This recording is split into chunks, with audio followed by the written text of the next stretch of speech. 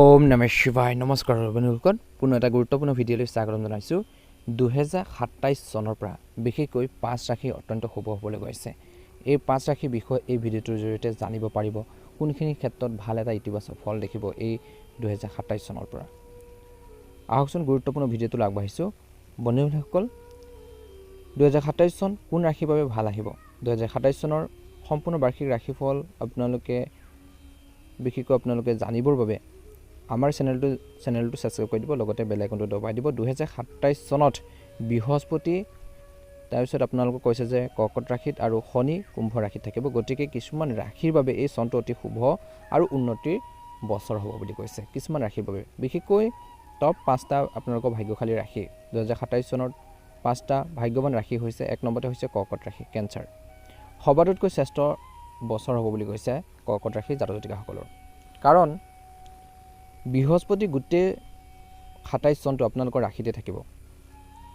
ৰাশিতে থাকিব বৃহস্পতিক ভাগ্যৰ গ্ৰহ বুলি কোৱা হয় 12 বছৰ পিছত এই যুগ আহি আছে গতিকে কৰ্কট ৰাশিৰ লোকসকলৰ বাবে 2027 চনটো শুভ হ'বলৈ গৈছে বিভিন্ন ক্ষেত্ৰলৈ যেনে লাভ হ'ব চাকৰিৰ ক্ষেত্ৰত ধন টকা পইচা আহিব বৈবাহিক জীৱনৰ সমস্যা যদি হৈছিল সেইখিনি ঠিক হ'ব সন্তানৰ উন্নতি দেখিব বুলি কৈছে সকলোতে মান সন্মান বাঢ়িব জক খ্যাতি আপোনালোকৰ বাঢ়িব নতুন ঘৰ নতুন বাহন কিনাৰ সপোন কিছু লোকৰ হয়তো পূৰণ হ'ব পাৰে এই 2027 চনৰ সময়খিনিত কিন্তু কিছুমান ক্ষেত্ৰত আপোনালোকে অলপ ধ্যান ৰাখিব লাগিব সাৱধান হ'ব লাগিব স্বাস্থ্যৰ প্ৰতি অলপ মন দিব লাগিব এই 27 চনটোত বিশেষকৈ পেটৰ সমস্যা বহুত বেছি থাকিব গতিকে ধ্যান দিব উপায় হৈছে 2027 চনৰ উপায় হৈছে আপোনালোকে বা এতিয়াৰ পৰা আপোনালোকে এই উপায়টো আপোনালোকে অৱলম্বন কৰক পাৰিলে উপায়টো আপোনালোকে জানি লওক বিশেষকৈ প্ৰতি বৃহস্পতিবাৰে কলগছত হালধি পানী দিয়ক আৰু ওম বিহং বৃহস্পতি নম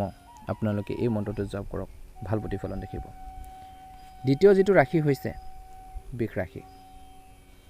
বৃষ ৰাশি লোকসকলৰ বাবে এই 2027 চনটো ধন আৰু সুখৰ বছৰ বুলি কৈছে কাৰণ শনিৰ সহায় প্লাস বৃহস্পতি তৃতীয়ৰ দৃষ্টি আপোনালোকৰ ওপৰত লাভ হ'ব মাটি আপোনালোকৰ ঘৰ বাহন ব্যৱসায়ত ডাঙৰ লাভ ৰৈ থকা কিছুমান ধন ঘূৰি আহিব পাৰে বুলি কৈছে যিখিনি আপোনালোকৰ বাবে বহুত বেছি ভাল হ'ব বুলি কৈছে পৈতৃক সম্পত্তিৰ পৰা লাভ হ'ব সম্পৰ্কৰ ক্ষেত্ৰত পাৰিবাৰিক জীৱনটো সুখী হ'ব বুলি কৈছে এই বছৰটো আপোনালোকৰ বাবে বহুত বেছি ভাল হ'ব বিবাহৰ যোগ আছে অবিবাহিত সকলৰ বাবে উপায় এতিয়াৰ পৰা আপোনালোকে এই উপায়টো অৱলম্বন কৰিব পাৰে উপায়টো হৈছে শুক্ৰবাৰে মা লক্ষ্মীক বগা মিঠাই আগবঢ়াওক আৰু শ্ৰীসূত্ৰ পাঠ কৰক বুলি কৈছে অনুকূল ফলাফল নিশ্চয়কৈ আপোনালোকে দেখিবলৈ সক্ষম হ'ব 3 নম্বৰ ৰাশিটো হৈছে কন্যা ৰাশি 2027 চনত এই সময়খিনিত কেৰিয়াৰ আৰু বিদেশ যাত্ৰাৰ বাবে শ্ৰেষ্ঠ বছৰ হ'ব কন্যা ৰাশিৰ লোকসকলৰ বাবে এই বছৰটোত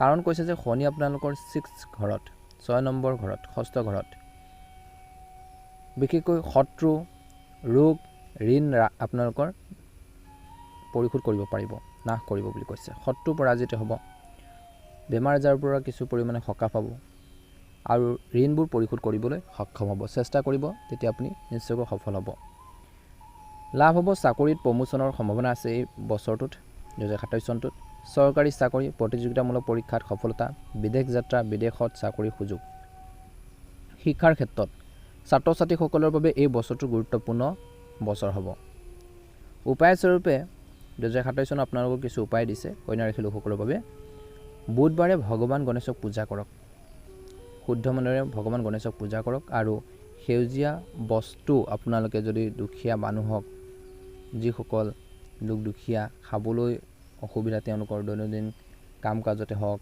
বা খোৱাবৰ ক্ষেত্ৰতে হওক কাপোৰ কানিৰ ক্ষেত্ৰতে হওক বহুত বেছি অসুবিধাৰ সন্মুখীন হৈ থাকে দৰিদ্ৰ লোকসকলক বিশেষকৈ আপোনালোকে সহায় কৰক সেউজীয়া বস্তু দান কৰক পাৰিলে অন্য এটা গুৰুত্বপূৰ্ণ ৰাশি হৈছে মকৰ ৰাশি পৰিশ্ৰমৰ ফল পাব বুলি কৈছে 2027 চনৰ এই সময়খিনিত কাৰণ শনি আপোনালোকৰ দ্বিতীয় ঘৰ ধনৰ ভাৱত থাকিব বুলি কৈছে এই বছৰটোত লাভ হ'ব বেংকৰ বেলেঞ্চ বাঢ়িব সঞ্চয় বৃদ্ধি পাব বুলি কৈছে মকৰ ৰাশিৰ জাতক-জাতিকাসকলৰ পৰিয়ালৰ পৰা সহায় পাব বুলি কৈছে পুৰণা ৰৈ থকা কিছুমান কাম এই বছৰটোত সম্পূৰ্ণ হ'ব ব্যৱসায়ৰ ক্ষেত্ৰত নতুন অংশীদাৰী আৰু নতুন চুক্তিৰ বাবে এই বছৰটো আপোনালোকৰ শুভ।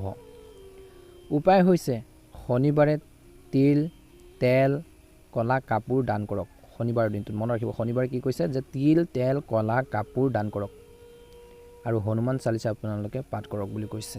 এই বছৰটো আপোনালোকৰ বাবে বহুত বেছি ভাল হ'বলৈ গৈ আছে। গতিকে এই উপায়টো যদি মকৰ ৰাশিৰ জাতক জাতিকাসকলে পালন কৰে নিশ্চয়কৈ অনুকূল ফলাফল দেখিব। অন্য এটা ৰাশি হৈছে 5 নম্বৰ যিটো ৰাশি মীন ৰাশি। মীন ৰাশি লোকসকলৰ বাবে 2027 চনৰ এই সময়খিনিত এই বছৰটোত আধ্যাত্মিকতা আৰু লাভৰ চন বুলি কৈছে। কাৰণ বৃহস্পতি 5মৰ দৃষ্টি প্লাছ শনি 12 হাউচত 12ৰ ঘৰত লাভ হ'ব। শিক্ষা পঢ়া বা লিখা পঢ়া, শিক্ষকতা, আধ্যাত্মিক কামত নাম যশ, খৰচ নিয়ন্ত্ৰণ হ'ব আৰু সঞ্চয় বাঢ়িব বুলি কৈছে। কিন্তু আপোনালোকৰ এই বছৰটো ধৰ্মীয় যাত্ৰাও যোগ দেখা পোৱা গৈছে। প্ৰেমত গভীৰতা আৰু আপোনালোকৰ বিশ্বাস বাঢ়িব বুলি কৈছে এই বছৰটোত। মীন ৰাশিৰ জাতক জাতিকাসকলৰ বাবে 2027 চনৰ কিছু উপায় আপোনালোকৰ বাবে আগবঢ়াইছোঁ। উপায়টো হৈছে বৃহস্পতিবাৰে ভগৱান বিষ্ণুক কেঁচা হালধি আৰু বিশেষকৈ আপোনালোকে কেঁচা হালধি চুলাৰ আপোনালোকে দান কৰক বুলি কৈছে। দান কৰক। বিষ্ণুক সহস্ৰনাম আপোনালোকে পাঠ কৰক। এই বছৰটোত অনুকূল ফলাফল দেখিব। 2027 চনত কোন ৰাশিয়ে অলপ সাৱধান হ'ব লাগিব, কোনকেইটা ৰাশিয়ে অলপ সতৰ্কতা অৱলম্বন কৰিব লাগিব। প্ৰথমতে হৈছে 1 নম্বৰতে মিথুন ৰাশি। স্বাস্থ্য আৰু কামৰ চাপ থাকিব এই বছৰটোত। খং যিমান পাৰি নিয়ন্ত্ৰণ কৰি চলিব লাগিব। টকা পইচাৰ লেনদেনৰ ক্ষেত্ৰত সাৱধান হ'ব লাগিব। 2 নম্বৰ ৰাশিটো হৈছে সিংহ ৰাশি। খৰচ বেছি হ'ব সিংহ ৰাশিৰ জাতক জাতিকাসকলৰ 2027 চনত। সঞ্চয় কম হ'ব পাৰে। গতিকে আগতীয়াকৈ প্লেনিং কৰি খৰচ কৰিব। অহংকাৰ আৰু সম্পৰ্কত ফাট ধৰিব পাৰে। গতিকে নিজৰ ওপৰত ধৈৰ্য বজাই ৰাখিলে সেইখিনিও ঠিক হ'ব। ডাঙৰ পৰামৰ্শ ল'ব, কিন্তু ডাঙৰ জ্যেষ্ঠ লোকৰ পৰামৰ্শ লৈ আগবাঢ়ক বুলি কৈছে। বছৰটোত অনুকূল ফলাফল দেখিব। তুলা ৰাশিৰ লোকসকলৰ বাবে প্ৰেম আৰু বৈবাহিক জীৱন উত্থান পতন। গতিকে অলপ সতৰ্কতা অৱলম্বন কৰিব এই চনটোত। অংশীদাৰী ব্যৱসায়ত কাগজ পত্ৰ ভালকৈ পঢ়ি ল'ব। কিন্তু 2027 চনৰ 3টা ডাঙৰ গ্ৰহৰ গোচৰ। বৃহস্পতি 14 অক্টোবৰ 2026 পৰা 2 অক্টোবৰ 2027 কৰ্কট ৰাশি। ইয়াৰ ফলত কৰ্কট ৰাশিৰ লোকসকলৰ বাবে গল্ডেন টাইম বুলি কৈছে। শনি গোটেই চনটো কুম্ভ ৰাশিত আপোনালোকৰ পৰিশ্ৰমী লোকে ভাল ফল পাব। ন্যায় আৰু কৰ্মৰ ফল প্ৰাপ্তি। ৰাহুকেতু সিংহ আৰু কুম্ভৰ ঐক্যত টেকন'লজি, ছ'চিয়েল মিডিয়াত এআইৰ ক্ষেত্ৰত লাভ হ'ব। 2027 চনৰ বাবে সকলোৰে মন্ত্ৰ, সকলো ৰাশি মনত ৰাখিব, পৰিশ্ৰম প্লাছ দান। পৰিশ্ৰম কৰিব লাগিব, কষ্ট কৰিব লাগিব। যিটো ইনকাম কৰিব, যি আৰ্নিং কৰিব তাৰে কিছু অকণমান হ'লেও দান কৰিব। আৰু সংযম, যেতিয়া আপোনাৰ অৰ্থাৎ পৰিশ্ৰম প্লাছ দান প্লাছ সংযম ইজুকেল সফলতা। নিশ্চয়কৈ তেতিয়া সফলতা পাব। শাওণ মাহ আৰু প্ৰতি বৃহস্পতিবাৰে উপবাস কৰি আপোনালোকে অনুকূল ফল পাব বুলি কৈছে। ৰাশি অনুসৰি কিছু টিপছ। জানুৱাৰীৰ পৰা মাৰ্চৰ সময়খিনি নতুন আৰম্ভণিৰ বাবে ভাল। এপ্ৰিলৰ পৰা জুন মাহৰ সময়খিনি ধন আৰু সম্পত্তিৰ যোগ। জুলাই ছেপ্টেম্বৰ যাত্ৰা আৰু শিক্ষাৰ বাবে শুভ। অক্টোবৰ ডিচেম্বৰ সময়খিনিত বিশেষকৈ এইখিনি সময় পৰিয়াল আৰু বিবাহৰ বাবে উত্তম। বন্ধুসকল, ভিডিঅ'টো চাই কেনে পালে জনাব। যদিহে নতুনকৈ চাইছে আমাৰ চেনেলটো ছাবস্ক্ৰাইব কৰি দিব, ভিডিঅ'টো শ্বেয়াৰ কৰি দিব, কমেণ্ট বক্সত জয় মা লক্ষ্মী ওম নমঃ শিৱায় লিখি দিব। আপোনালোকৰ সকলোৰে বছৰটো ভালদৰে পাৰ হওক, 2027 চনটো ভালদৰে পাৰ হওক, মনৰ ইচ্ছাবোৰ পূৰণ হওক, তাৰে কামনা কৰিছোঁ। ওম নমঃ শিৱায়। জয় মা লক্ষ্মী, জয় মা লক্ষ্মী।